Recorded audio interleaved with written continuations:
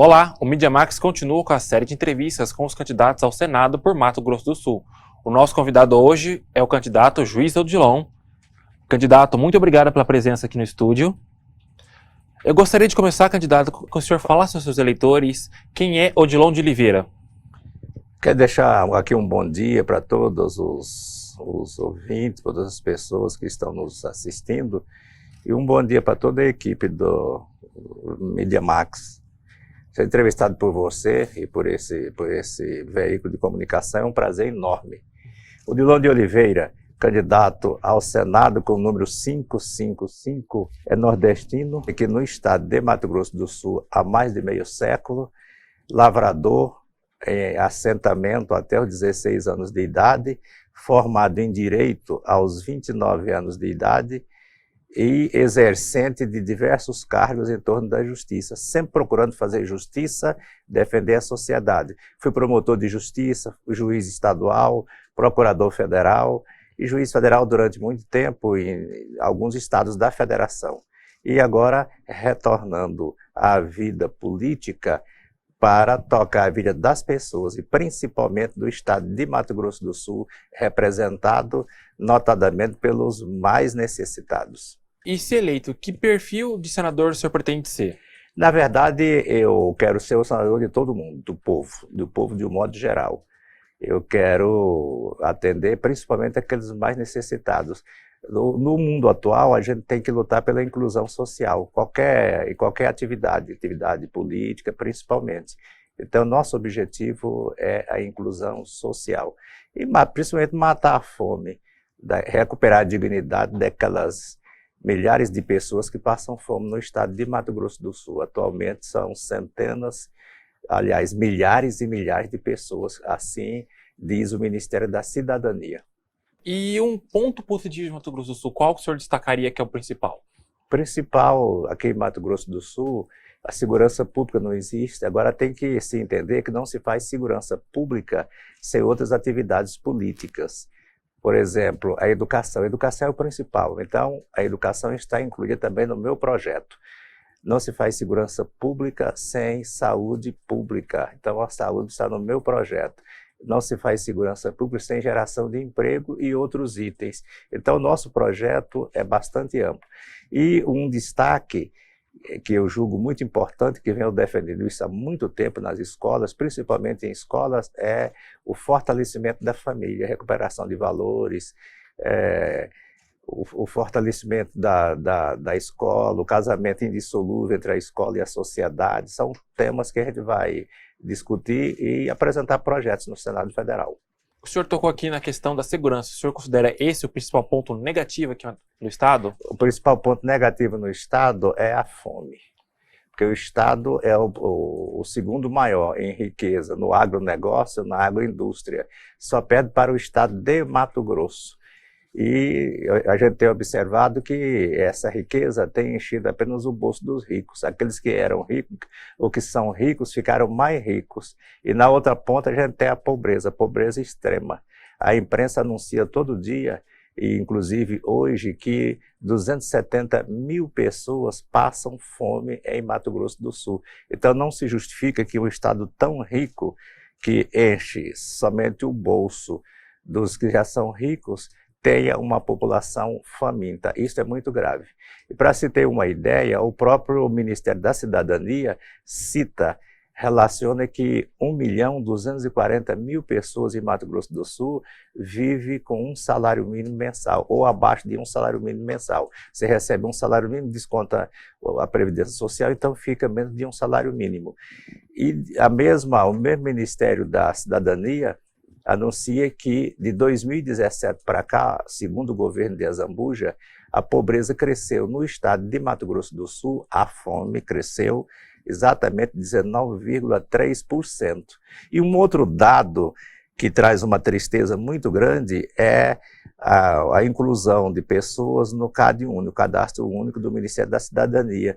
Nos últimos 18 meses, o Estado de Mato Grosso do Sul, em razão da fome, incluiu no Cadastro Único, para receber aquela assistência social do governo federal, mais 202 mil pessoas. Então, o problema de Mato Grosso do Sul, mais grave, e que nós temos que enfrentar, é exatamente a fome, e há muitos meios para se fazer isso. Entendi. O senhor citou essa questão de 270 mil pessoas passando fome, né? A gente tem uma matéria recente do MediaMax que apontou que 1,2 milhões de sul-mato-grossenses, ou seja, quase metade da nossa população, está numa situação de extrema pobreza. Assim, vamos falar de projetos práticos. O que o senhor pretende trazer para, combater esse problema que está sendo crescente, não só no Mato Grosso do Sul, mas em todo o país? O Estado de Mato Grosso do Sul, apoiado na política do Ministério da Agricultura, quando dirigido por Tereza Cristina, adotou uma política econômica tipo exportação, agroexportação, exportando tudo, tudo, tudo. E se esquecendo exatamente da agricultura familiar, esquecendo dos assentamentos, são muitos assentamentos que viraram favela, simplesmente viraram favela, esquecendo das aldeias indígenas que também produzem. 70 mil famílias puxam enxada em Mato Grosso do Sul, são agricultura familiar. 80 mil índios possuem o Estado. Então, a classe média da agricultura, média para baixo, sobretudo da agricultura familiar, é que produz comida, produz alimentos. Se o Estado de Mato Grosso do Sul não investiu nessa gente, nessa atividade, nesse nível de estrutura rural, vai faltar o quê? Vai faltar alimento. É por isso que faltou alimento. E faltando alimento, tem que se importar de fora, trazer de São Paulo, trazer de Minas Gerais, trazer de Santa Catarina e de outros estados. E essa falta de alimento vai gerar o quê? Alta dos preços. E a alta dos preços, para quem não tem dinheiro, você acabou de citar aí que a própria MediaMax publicou 1.200.000 pessoas vivendo abaixo de um salário mínimo mensal. Aí vem o quê? Vem a fome. Então nós temos que acabar com isso. Outra causa de fome aqui no estado de Mato Grosso do Sul e no Brasil inteiro é a corrupção. Corrupção é uma erva daninha que entra por baixo da porta de qualquer pessoa da classe baixa e que prejudica toda a família. Então a corrupção, para se ter uma ideia, o Brasil tem 33 milhões de pessoas passando fome. O dinheiro da corrupção de um ano daria para matar a fome de 33 milhões ou 15% da população brasileira durante 13 meses, dando a cada pessoa uma cesta de R$400. Então nós temos que lutar por isso, incentivar a agricultura familiar, o pequeno negócio rural e incentivar também toda a estrutura empresarial urbana, o grande, o médio e o pequeno, microempresas, pequenas empresas e assim por diante. Deixa aqui a minha observação. Eu não sou contra a exportação, o Brasil tem que exportar sim. Só que primeiro tem que encher o bucho, encher a barriga dos brasileiros, cuidar daqueles setores da agricultura que produzem alimento para encher a nossa barriga, matar a nossa fome. Então é por isso essa política tipo exportação que a Tereza Cristina adotou e que o governo do estado de Mato Grosso do Sul sempre adotou também, causa fome aqui no estado. Uma das propostas que o senhor faz na área de educação é sobre o ensino profissionalizante. Como ampliar essa modalidade aqui no estado? Na verdade, no estado não tem ensino profissionalizante, é muito pequeno aqui. Tem só faz de conta que profissionaliza. Eu sou egresso de escola agrícola. Eu estudei escola agrícola lá no estado de Mato Grosso. Lá é um exemplo de profissionalização. A pessoa sai dali já profissionalizada. Agora, o Estado tem que cuidar exatamente disso e principalmente já profissionalizar na juventude. É por isso que eu defendo a redução da idade de trabalho de 16 para 14 anos, a idade mínima. A Constituição Federal de 1988, há 35 anos, proibiu que o menor de 16 anos trabalhe. Ele pode fazer bico no máximo. E isto prejudica a educação, prejudica diversos setores. Vou dar um exemplo aqui, a evasão escolar. A evasão escolar ela é causada muito pela pobreza, necessidade da família. Aí a família tem que fazer uma opção, ou o guri com 14 anos vai para a escola, 14, 15, 16 anos, ou a família passa fome. Então é melhor não acontecer nada disso, quer dizer, não haver evasão escolar e o guri trabalhar e a família não passar necessidade. Nós temos 7 milhões de jovens com idade entre 16 e 14 e 16 anos, não podem trabalhar. Eu defendo que essa idade seja reduzida e que a pessoa possa trabalhar com carteira assinada, com todos os direitos trabalhistas e todos os direitos previdenciários, igual uma pessoa adulta. Só que tem que reduzir a carga horária de trabalho. E tem que haver uma reserva de mercado de trabalho. O neoliberalismo econômico, ele tem uma função social. Ele impõe, recomenda e impõe que as empresas têm uma função social, as empresas têm que reservar mercado de trabalho para essa juventude. Tá? E nós temos que preparar essa juventude para o nosso futuro, substituir a todos nós. Bom, essa reserva de emprego vai ter que ser por lei, tem que ter uma tabela de acordo com o tamanho da empresa e só valerá para aqueles alunos aqueles jovens entre 14 e 18, vamos dizer assim, que estejam regularmente matriculados numa escola e com notas razoáveis. Então esse é o meu projeto. Finalidades. Primeiro, engrossar o salário da família. A família ganha R$2.000, então se o menino com 14 ou a menina com 14 ou 15 anos puder trabalhar, vai engrossar o salário da família e aquela criança vai poder estudar, certo? A outra finalidade é evitar o aliciamento pelo crime. O Brasil tem 120 mil adolescentes nas prisões, uns locais chamados reformatórios, que ele não reforma nada. A criança sai de lá muito pior. O estado de Mato Grosso do Sul, o Brasil, se esqueceram de cuidar dessas pessoas no início da vida dessas pessoas. Então, vai evitar o aliciamento desses jovens, principalmente pelo tráfico de droga. Eu compreendo muito disso. Trabalhei 40 anos nessa área.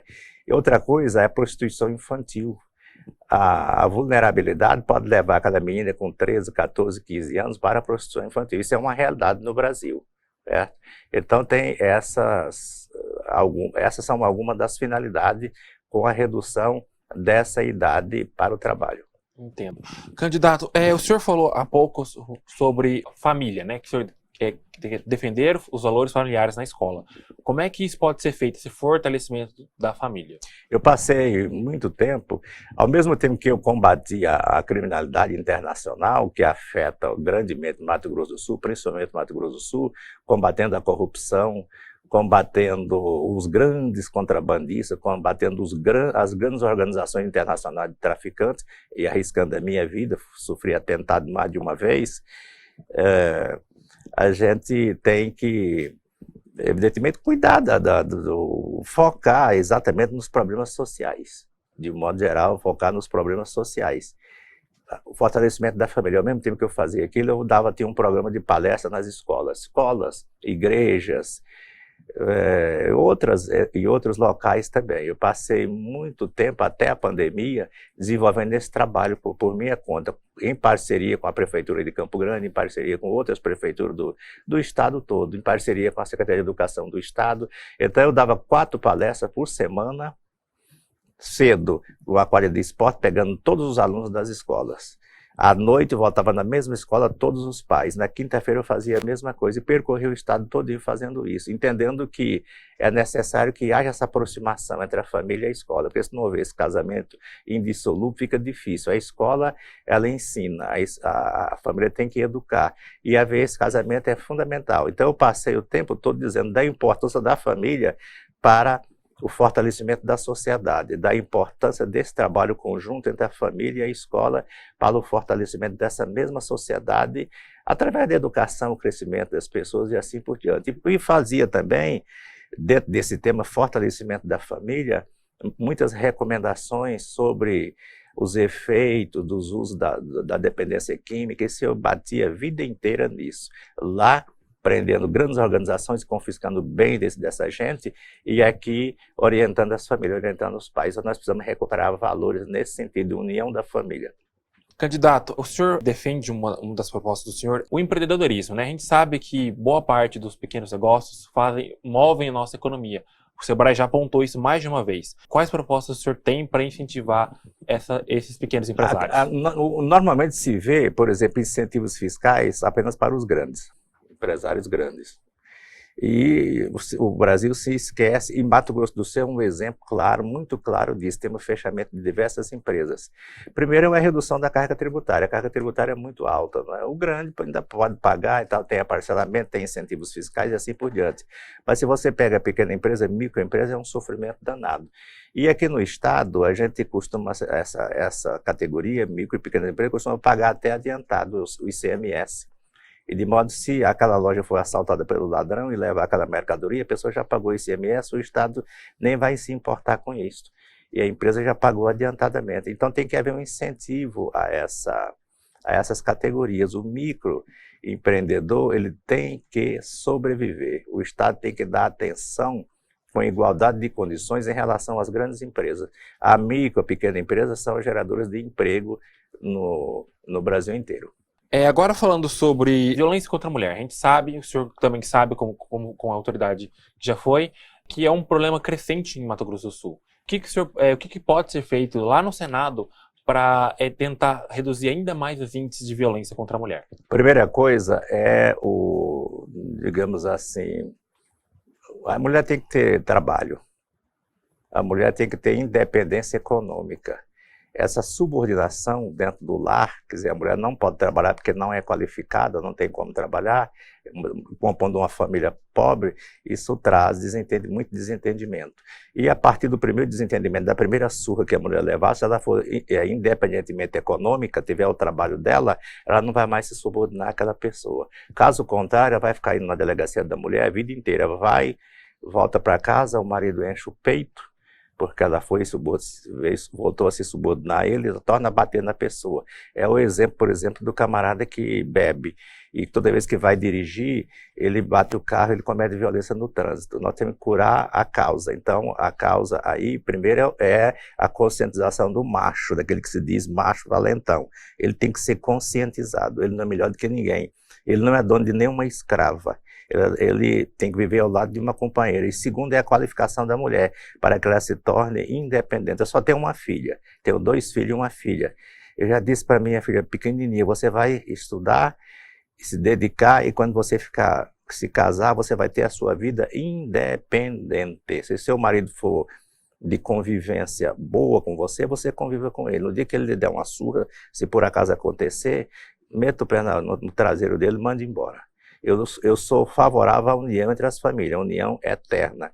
Mas, havendo isso, a mulher não vai se subordinar a esse cabra que comete essa violência física. Então, nós temos que fazer isso. Qualificação da mulher. Candidato, a gente já falou um pouco de segurança pública, mas vamos voltar um pouco em outro assunto. A gente sabe, o senhor como autoridade, como juiz federal que já foi, sabe que Mato Grosso do Sul é um corredor do tráfico de drogas e de armas. O governo do estado, independente de quem seja o governador, sempre reclama desse problema, que tem dificuldade de combater o crime ali na fronteira. O senhor também enfrentou essas dificuldades ali nessa região enquanto juiz federal. O que o senhor pode fazer no Senado para a gente continuar melhorando o combate ao crime nessa região? Para poder atuar nessa área, a pessoa tem que ter um conhecimento contextualizado da situação. Tem que conhecer o contexto, não só o contexto do Brasil, mas o contexto mundial, porque esse é um fenômeno mundial, as drogas. E para você ter uma ideia, você que está me vendo aí, a previsão é que daqui a 1/4 de século, daqui a 25 anos, cada residência, cada casa vai ter um dependente químico. Essa é a realidade. Pesquisas direcionam nesse sentido. O que tem que haver é um combate, uma luta internacional. Primeiro, você tem que fortalecer a estrutura da polícia, principalmente com relação à inteligência. Não se combate nada sem uma inteligência. O Brasil tem um serviço de inteligência muito bom na área da lavagem de dinheiro, por exemplo. Eu atuei numa vara durante 10 ou 12 anos que fazia o combate ao crime da lavagem no estado de Mato Grosso todinho, lavagem de dinheiro e crime contra o sistema financeiro internacional, nacional e internacional, né? E julgando também tráfico de droga. E existe nessa área no Brasil, o Brasil já está um pouco avançado nisso aí, ele integra uma estrutura chamada Estrutura Internacional de Combate à Lavagem de Dinheiro. Qualquer crime gera lavagem de dinheiro, aí é que está o problema. Isso aí é um meio para você atacar o patrimônio da organização. Por isso que foi criada essa lavagem de dinheiro. E existe uma estratégia internacional. Essa estratégia internacional, ela é representada por um órgão chamado GAFI, criado pelos 7 países mais ricos do mundo. Então você tem que compreender o contexto da realidade mundial.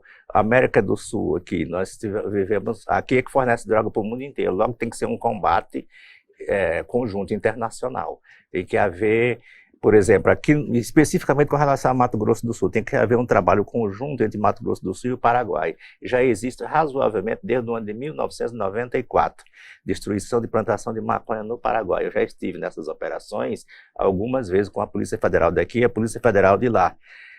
Paraguai hoje em dia virou corredor de exportação, passagem de cocaína que vem da Colômbia, do Peru e da Bolívia. Um trabalho conjunto entre Brasil, Polícia Brasileira, Autoridade Brasileira, promotores de justiça, procuradores da República, justiça de um modo geral com a Bolívia. É um trabalho muito tímido. E também a mesma coisa em relação ao Peru e a mesma coisa em relação à Colômbia. Tem que haver isso. Agora, o fundamental nessa história toda de combate às drogas é o Brasil investir na prevenção. Se as pessoas deixarem de comprar leite, as padarias vão entrar em falência, e os produtores de leite também. Nas drogas é a mesma coisa, você aplica essa mesma teoria. E uma coisa que eu julgo importante, Mato Grosso do Sul, na minha pessoa, na pessoa do juiz Odilon, foi o estado, e continua sendo ainda o estado que mais apreende drogas dessas áreas que eu citei. Apreende bens, confisca bens e valores da área do tráfico de drogas, lavagem de dinheiro, do contrabando, principalmente. Então, o Estado é o que mais apreende. Eu sou o juiz que mais apreendeu bem nos últimos 12 meses no Brasil, bem dessas organizações. O que é que tem que fazer? Isto, a gente manda tudo para Brasília. Faz um leilão e manda o dinheiro para Brasília. Deposita lá em Brasília, num fundo. Aquele dinheiro o Mato Grosso do Sul não vê. O meu projeto é no sentido de que cada estado fique com seus bens. Mato Grosso do Sul, uma fortuna. Eu confisquei centenas de fazendas, imóveis urbanos, aqui, em outros estados, Paraguai, vários lugares, veículos, aviões, incontáveis. Ficar aqui para quê? Transformar isso em dinheiro, aplicar na educação infantil e aplicar na estrutura também das polícias. E também na saúde pública, isso é fundamental. Então, nosso dinheiro, quem aprendeu? O policial de Mato Grosso do Sul, que são meus heróis nacionais. Quem aprendeu? O juiz corajoso. Quem fez isso, fez aquilo. Quem foi vítima em potencial disso? A população do Estado. Então, isso tem que ficar aqui. Nós temos que trabalhar a prevenção. Então, no combate às drogas, a gente tem que primar pela prevenção, primeiramente. Depois vem a repressão, depois vem a reinserção na sociedade, a recuperação daquelas pessoas. O Brasil não recupera. O Brasil é o 4º país do mundo em consumo de drogas injetáveis, fora outras drogas. Então, aí vem outras doenças, outras coisas, assim por diante. Então, nós temos que atuar e trabalhar com seriedade. A polícia de Mato Grosso do Sul só tem a metade daquilo que deveria ter. Não adianta você ter uma viatura nova, não sei o quê, cheirando a novinho, mas não tem gente para trabalhar. Os policiais ficam dobrando hora e dobrando serviço. Adicional de fronteira ninguém tem aqui, os policiais do Estado não têm, a Polícia Federal tem. Eu, como juiz, recebi adicional de fronteira durante toda a minha vida na atividade. E por que os policiais estaduais não têm adicional de fronteira? Tem que ter adicional de fronteira. Outra coisa que tem que haver aqui no Estado também, todos os estados de fronteira. Eu conheço bem a fronteira porque trabalhei sempre em área de fronteira, não só aqui em Mato Grosso do Sul, mas até Guajará-Mirim. Eu conheço toda essa fronteira e enfrentei essa criminalidade toda, sem temer. A Polícia Rodoviária Federal tem que trabalhar na região de fronteira, nas estradas vicinais também. Prestam um grande serviço, eles têm que fazer uma alteração na Constituição Federal para haver isto. E tudo isso que o senhor falou, o que o senhor acha que falta para poder reforçar esse combate ao crime organizado? Primeiro, é falta de efetivo? É falta de material? O que é o problema aqui? Tem que haver uma compreensão muito grande. Simplesmente o Estado, o governo do Estado, ele tem que primar por isso. Eles têm que estruturar melhor a polícia. A União Federal tem que participar também, porque o trabalho dos policiais de Mato Grosso do Sul, incluindo a Polícia Federal, a Rodoviária Federal, é um trabalho feito em benefício de toda a nação brasileira. Aqui nós temos uma faixa de fronteira. Faixa de fronteira é área de segurança nacional, é de interesse da União. Então tem que conscientizar mais a sociedade para exigir isso e conscientizar os políticos, principalmente os deputados federais e os senadores que não conhecem essa realidade. Eu conheço essa realidade. Tem um filme chamado Em Nome da Lei, eu sou o personagem principal do filme, sou representado ali por Matheus Solano. Tem um documentário chamado Odilon, Réu de Si Mesmo, ele mostra aquela realidade. E tem vários outros documentários mostrando o meu trabalho nessa região aqui. E é um trabalho que deu uma repercussão internacional. no Brasil, a ONU me homenageou em 2011, aquilo é uma realidade que os políticos brasileiros têm que conhecer, os senadores, não só os daqui, senadores do Brasil inteiro, porque isso depende de alteração da Constituição Federal, isso depende de legislação. Quem vota as leis não é um só senador, e não só os de Mato Grosso do Sul, mas todos eles. Tem que haver uma conscientização dessa gente. Entendi. Agora, o senhor falou bastante agora de quando o senhor a justiça retoma os bens do tráfico, do crime organizado para leiloar e investir em saúde, educação. Precisa melhorar a legislação sobre isso, porque a gente vê que, tipo assim, alguns estados conseguem, alguns juízes não conseguem. O que está faltando para melhorar essa situação? Bom, o que falta é mudar a legislação, você tem que mudar a legislação. Nós temos uma legislação do tráfico de drogas que é uma legislação até nova. Acontece que a evolução da tecnologia, ela serve primeiro ao crime organizado. Então, o crime organizado é de uma velocidade muito grande, é como se fosse um BMW na frente e atrás vai o Estado num Fusca velho. Certo? Então, nós temos que alterar a legislação e alterar a Constituição Federal. Por exemplo, a Polícia Rodoviária Federal, no caso dela participar de atividades fora das áreas das BR, tem que alterar a Constituição Federal. As guardas municipais, a gente tem que incluí-las na Constituição Federal como responsável pela segurança, então tem que alterar a Constituição Federal, tem que haver uma conscientização dos senadores e deputados nesse sentido. Candidato, o senhor falou um pouco sobre a questão do agronegócio. O senhor defendeu aqui a importância da agricultura familiar, que é importante realmente para alimentar a população em geral, mas a gente sabe que o agronegócio também tem sua relevância dentro da questão econômica do Estado.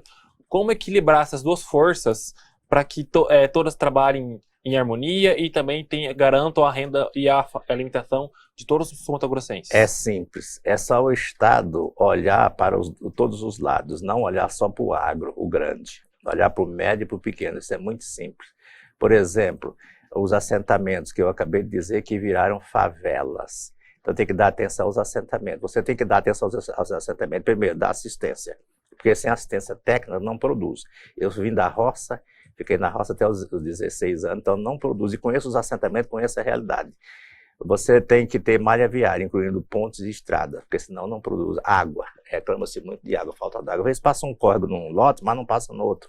Então tem que ter água. Tem que ter saúde também, posto de saúde do bom. Ali não existe isso.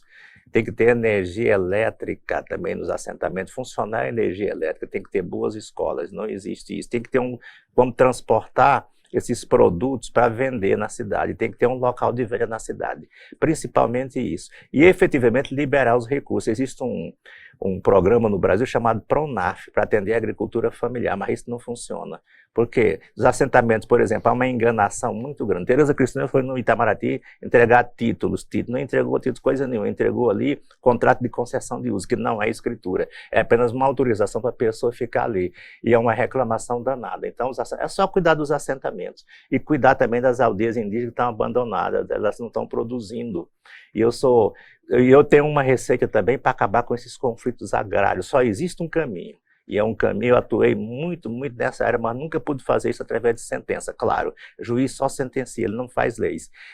Você resolveu os conflitos indígenas e que prejudica a economia do Estado também, isso e muito. Só tem um jeito, alterar a Constituição. A Constituição Federal de 1981 diz para os estados, essas terras devolutas que tem no seu estado são todas suas, não quero mais. Salvo se elas forem de interesse da segurança nacional. Que fizeram os estados, inclusive Mato Grosso do Sul, venderam as terras, misturaram terras devolutas com terras indígenas e venderam tudo em troca de benefícios políticos, de politicagem, correto? E ficou essa questão. A única coisa que tem que fazer é alterar a Constituição Federal e conceder indenização completa ao proprietário que comprou há 50, 100, 80 anos. Hoje em dia, não. O sujeito se provar, mediante uma perícia histórico-antropológica, aí a pessoa sai da terra e os índios ficam. Só que a pessoa sai da terra com a mão na frente e outra atrás, tampando a nudez. O que é que tem que fazer? Se a terra é indígena, comprovadamente indígena, haja retomada através dos meios legais, ou que o índio seja mantido na terra, mas que o proprietário seja cabalmente indenizado. Só existe esse caminho para solucionar os conflitos. Candidato, nosso tempo terminou, a gente agradece aqui sua presença, mas a gente queria que o senhor fizesse suas considerações finais. Primeira consideração final. Eu sou o único candidato ao Senado que veio do pó da terra. Eu tenho um sentimento com relação à pobreza, porque meus pais foram lavradores a vida inteira. Meus avós foram vaqueiros lá no norte, em Pernambuco, em cima da Serra do Araripe, onde eu nasci. Meu pai se aposentou com um salário mínimo na roça. Fui buscá-lo para Campo Grande, morreu aqui na Copa Vila 2. Então eu sou muito ligado ao sofrimento e à pobreza, como observador e ator nesse meio. Eu peço o seu voto para que eu possa não tocar a minha vida está tocada, eu quero tocar a sua vida, principalmente a vida dos necessitados. E se eu vier a ser eleito e serei eleito para o Senado, eu quero ser você senador, não vou ser ministro de ninguém. Você é um senador independente. Nós temos exemplo aqui no estado de deputada que foi eleita, foi diplomada e foi ser ministra. E se voltar a galgar um cargo, será ministra novamente. Então você tem que votar na pessoa que você conhece, na pessoa certa, e não votar num suplente que você não conhece. É fundamental que você veja isso. Não venda seu voto também, está havendo compra de voto. Não venda, porque essa pessoa vai ser ladrão depois e vai roubar o imposto que você paga. Juiz Odilon 555, Senado. Candidato, muito obrigado pela sua presença aqui. A gente agradece a sua disponibilidade de vir aqui falar com a gente no Media Max. Esse foi o Media Max Entrevista. Muito obrigado e até a próxima.